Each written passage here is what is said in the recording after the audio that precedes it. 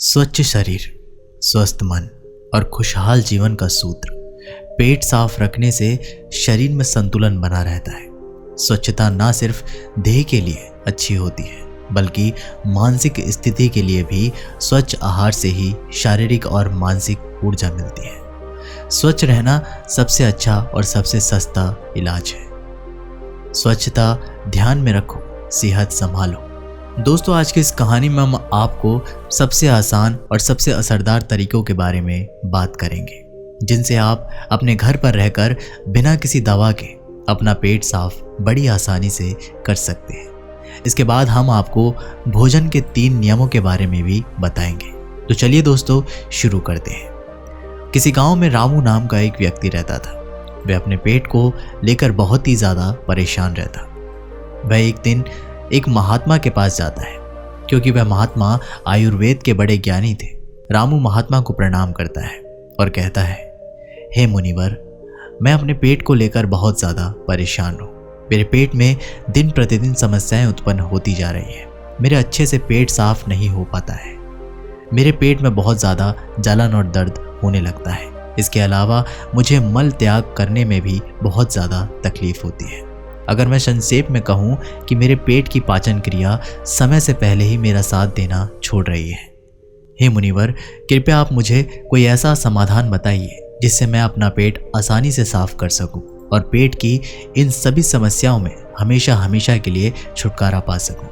पहले तो उस महात्मा ने रामू की सभी बातों को ध्यानपूर्वक सुना और फिर कहा, हमारे आयुर्वेद के सिद्धांत के अनुसार जितना समय आपको पेशाब यानी कि टॉयलेट करने में लगता है उतना ही समय पेट साफ होने में भी लगना चाहिए, तभी आप स्वस्थ हैं। लेकिन बहुत सारे लोग टॉयलेट में बहुत देर तक बैठे रहते हैं, मोबाइल चलाते रहते हैं, न्यूज़पेपर पढ़ते रहते हैं, लेकिन उसके बावजूद उनका पेट साफ ठीक से नहीं हो पाता है और इसी कारण से उनके मन का संतुलन पूरे दिन बिगड़ा रहता है। बेचैनी, घबराहट, किसी काम में मन ना लगना, ये सब ठीक से पेट साफ ना होने की वजह से ही होता है। और जब भी आप अपने किसी भी बीमारी का इलाज आयुर्वेदिक पद्धति के अनुसार करवाते हैं तो सबसे पहले आपके पेट की सफाई की जाती है। और ये अपने आप में पूरा इलाज नहीं है, लेकिन ये शरीर के सुधार के लिए बुनियादी वातावरण पैदा करता है। कोई भी दवा तभी ठीक प्रकार से काम करेगी जब आपका पेट साफ होगा, वरना तो आप कितनी भी दवाइयाँ लें, कितनी भी इलाज करवाएं, कोई फर्क नहीं पड़ने वाला। शरीर हमें संकेत भेजता रहता है कि हमारा पेट साफ ठीक से नहीं हो पा रहा है। जैसे कि पसीने में से दुर्गंध या मुंह से दुर्गंध आ रही है, तो हमें समझ जाना चाहिए कि हमारा पेट ठीक से साफ नहीं हो पा रहा है और हमें इसका हल ढूंढना होगा। ठीक से नींद ना आना, मानसिक समस्याएं, ये सारी चीज़ें पेट साफ ना होने के कारण ही पैदा होती है। फिर रामू ने कहा कि महात्मा, हमें अपना पेट साफ कैसे करना है? महात्मा ने कहा, आज मैं आपको पेट साफ करने के लिए कुछ प्रभावी आयुर्वेदिक जड़ी बूटियों और तरीकों के बारे में बताऊंगा। ये जड़ी बूटियां आपको कब्ज से भी छुटकारा दिलाने में मदद करेगी। महात्मा की इन्हीं बातों को सुनकर रामू बहुत ज़्यादा उत्साहित हो जाता है और कहता है, महात्मा, कृपया आप मुझे उन सभी तरीकों के बारे में जानकारी दो जिससे मैं अपना पेट हमेशा के लिए स्वस्थ और साफ रख सकूं। इसके बाद महात्मा पहला तरीका बताते हुए कहते हैं, सबसे पहले हमें ये समझना चाहिए कि आज के समय में हमारी दिनचर्या और हमारा खान पान पूरी तरह से बदल चुका है और उसी बदलाव की वजह से हमारे शरीर में नए नए प्रकार की बीमारियां पैदा होती है और हमारा पेट भी ठीक से साफ नहीं हो पाता है। उदाहरण के लिए, आज के समय में ज़्यादातर लोग फ्रिज का पानी पीते हैं जो कि बहुत ठंडा होता है, और जितना ठंडा पानी पिएंगे आपके पेट में जमी गंदगी उतनी ही सख्त होती जाएगी और इसी कारण से कब्ज जैसी बीमारियां पैदा होती है। अगर पानी को गर्म करके गुनगुना करके पिया जाए तो पेट की गंदगी बड़ी आसानी से बाहर आ जाएगी। सुबह उठते ही 2 गिलास गुनगुना पानी करके आराम से घूट घूट करके पिए। कुछ लोगों को लग रहा होगा कि घूट घूट पानी करके पीने से बहुत समय लगेगा, लेकिन अगर यहाँ पर समय नहीं लगाएंगे, टॉयलेट में समय लगेगा। ये सबसे आसान और घरेलू नुस्खा है जो सब लोग अपना सकते हैं। बस संयम और नियम की ज़रूरत होती है। देखिए, ठीक तरह से पानी पीना आपकी बहुत सारी बीमारियों को ख़त्म कर सकता है। जितना हो सके दिन में ज़्यादा से ज़्यादा पानी पिए, लेकिन याद रहे ठंडा पानी पीने की बजाय गर्म करके घूट घूट करके गुनगुना पानी पिए। आजकल बाजार में ऐसी बोतलें भी आती है कि जिनमें आप जैसा पानी डालेंगे पानी वैसा ही रहेगा। तो आप ऐसी बोतल ले सकते हैं और पानी गर्म करके गुनगुना करके उस बोतल में डाल सकते हैं, और जब भी आपको ज़रूरत महसूस हो आप दिन में उस पानी को पी सकते हैं। लेकिन पानी के संबंध में एक बात ज़रूर याद रखना कि खाना खाते ही पानी नहीं पीना है।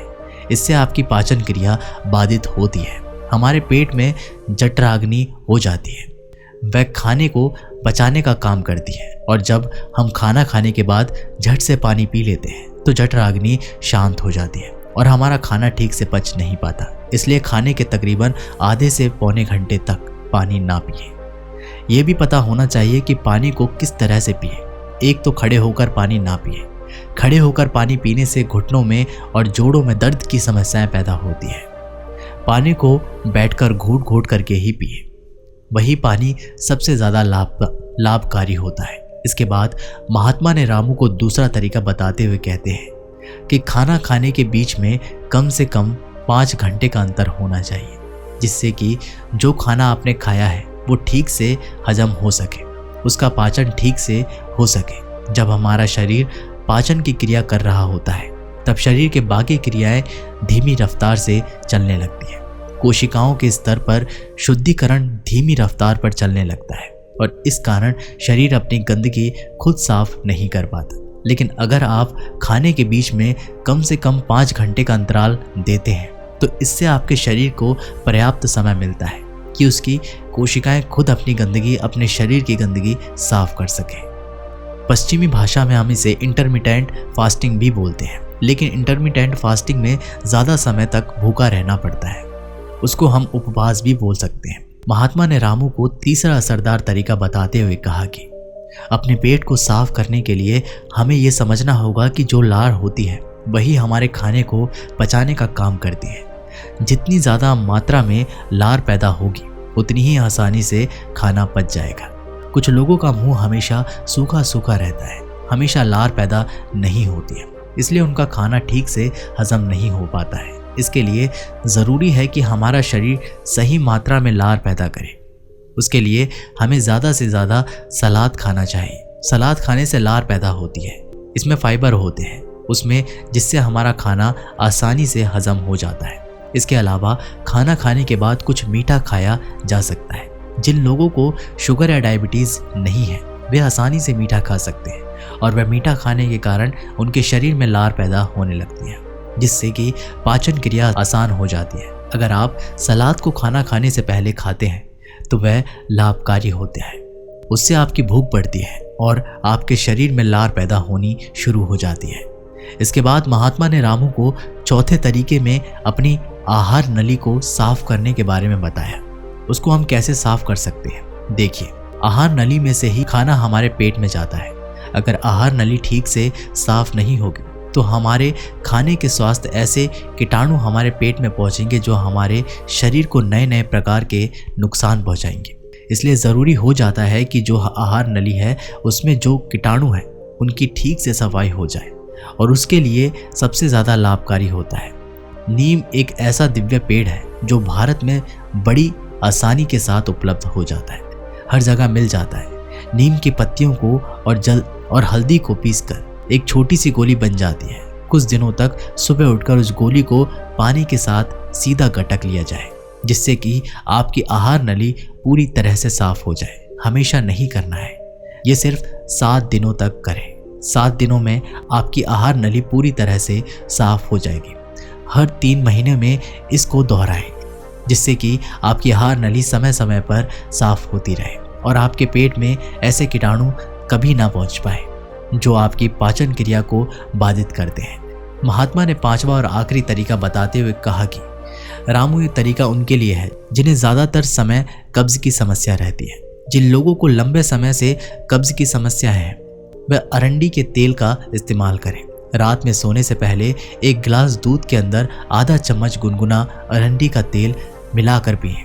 1 हफ्ता पीने के बाद पुरानी से पुरानी कब्ज भी ठीक हो जाती है। यह अरंडी का तेल दूध में गुनगुना करके ही मिलाएं और सिर्फ आधा चम्मच मिलाना है। सोने से पहले पीना है। इससे क्या होगा, आपकी आंतों के पास एक चिकनाई की परत बन जाएगी, एक कवच बन जाएगा जिसके कारण से आपके आंतों में खाना नहीं चिपकेगा, और खाना अगर आंत में नहीं चिपकेगा तो कब्ज की समस्याएं कभी नहीं होगी। देसी अरंडी का तेल ले। पैकिंग में जो तेल आता है जो अंग्रेजी होता है वे उतना लाभकारी नहीं होता है। किसी भी पंसारी से खुले पीपे में से तेल ले। एक तो वह सस्ता भी होगा और दूसरा वह लाभकारी भी ज़्यादा होगा। इसके अलावा सोने से पहले त्रिफला का भी सेवन किया जा सकता है। रीठा, बहेड़ा और आंवला ये 3 ऐसे जादुई फल हैं जिनसे मिलकर त्रिफला बनता है। इन तीनों की अलग अलग खूबियां हैं, लेकिन अगर ये तीनों एक साथ मिल जाए तो इसकी दिव्यता, इसके गुण और भी ज़्यादा बढ़ जाते हैं। रात को सोने से पहले गुनगुने पानी के साथ आधा चम्मच त्रिफला का सेवन किया जाए। शरीर की सारी गंदगी बड़ी आसानी से साफ हो जाएगी। कोई प्रयास नहीं करना पड़ेगा, कोई और जबरदस्ती करने की आवश्यकता ही नहीं रहेगी। तो ये कुछ आसान से घरेलू उपाय थे जिनको अपनाकर कोई भी अपने शरीर को स्वस्थ रख सकता है, अपने पेट की ठीक से सफाई कर सकता है। पेट साफ करने के बाद महात्मा ने रामू से कहा, रामू, अब मैं आपको भोजन के 3 नियमों के बारे में बताने जा रहा हूँ, जिसे अपनाने पर पेट से संबंधित कोई भी बीमारी नहीं होगी, क्योंकि पेट में होने वाली बीमारियाँ हमारे खान पान पर निर्भर करती हैं। महात्मा ने पहला नियम बताते हुए शुरू किया, अपने आहार में 40 से 50% सजीव भोजन शामिल करें, चाहे वह फल हो, हरी सब्जियां हो, सूखे मेवे हों या अंकुरित अनाज। कुल मिलाकर इसे पकाया नहीं जाना चाहिए। ज़्यादातर लोग मृत भोजन खाते हैं और फिर स्वस्थ रहने की उम्मीद करते हैं। मृत भोजन खाने का मतलब है कि हम किसी मृत चीज़ से जीवन निकाल रहे हैं, इसलिए इसमें कुछ भी नहीं रहेगा। हमारे शरीर की ऊर्जा निकलती है तो ये हमें ऊर्जा देती है। भोजन को पचाने के लिए आवश्यक सभी पाचक रस न केवल शरीर में पाए जाते हैं बल्कि उस भोजन में भी पाए जाते हैं। लेकिन जब हम उस भोजन को पकाते हैं तो उसमें से बहुत से पाचक रस नष्ट हो जाते हैं, और जब हम बिना पाचक रसों के बिना खाना खाते हैं तो हमारे शरीर को उन सभी पाचक रसों को दोबारा बनाना पड़ता है जो नष्ट हो गए हैं। लेकिन किसी व्यक्ति का पाचन तंत्र कितना भी अच्छा क्यों ना हो, वह उन सभी पाचक रसों को दोबारा नहीं बना सकता है जो नष्ट हो गए हैं। रामू ने पूछा, महात्मा, दूसरा नियम क्या है? महात्मा ने कहा, दूसरा नियम शुद्ध शाकाहारी भोजन खाएं, यानी कि जो भोजन पेड़ों से मिलता है, जानवरों से नहीं। मांस, मछली, अंडा ना खाएं। प्रकृति ने हमारे शरीर को जानवरों को खाने के लिए नहीं बनाया है। महात्मा ने तीसरा नियम बताया कि किसी बासी भोजन या लंबे समय तक रखा भोजन नहीं करना चाहिए। 70वें अध्याय के 10वें श्लोक में भगवान श्री कृष्ण कहते हैं कि जो भोजन पकाया जाता है उसे पकाने के लिए 3 घंटे के भीतर ही खा लेना चाहिए, क्योंकि 3 घंटे के बाद वह भोजन तामसिक हो जाता है और उसमें से जीवन समाप्त होने लगता है। इसलिए भारतीय योगिक संस्कृति में पका हुआ भोजन किया जाता है। 3 घंटे से ज़्यादा रखा हो तो रखने के लायक नहीं बचता। हमारे पूर्वजों ने भी इसी नियम का पालन किया था, इसलिए खाना सीधे चूल्हे से उनकी थाली में आ जाता था।